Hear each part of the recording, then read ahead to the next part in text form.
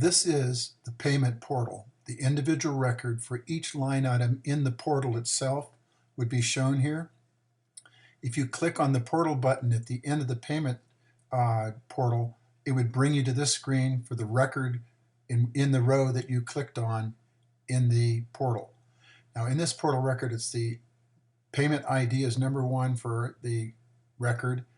It's the date that it was actually, the payment date that it was paid, the payment due amount, the actual payment that was made, the type of payment that was made. In this case, it was check, so it's a check number, and the balance shows that it was paid, and the balance is paid in full.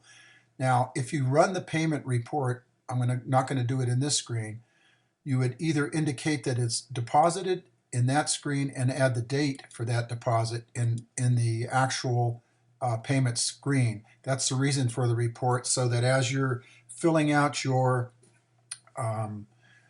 deposit slip, that you have the correct information, dates, times, everything that you're talking about here, so you can put it into your deposit slip.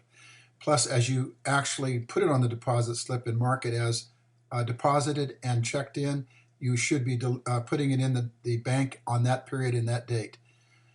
You have the ability, if these are incorrect information, to go ahead and delete the record and go back and put in the correct one, and then return it back into the screen and do the following, where you do the deposit and the deposit date. On the server, you have to submit the changes in this screen if you modify anything. On the iPad, you do not have to in FMGO. It will automatically take those. You can also do the fines and perform the fines in here.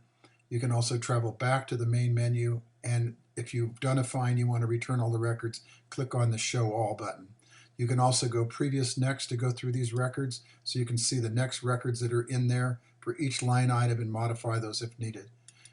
Clicking on the payment report would be the next thing you'd want to do, to go back and then update the deposit date and deposited made. If you have any questions on this screen, you can contact me through the support site.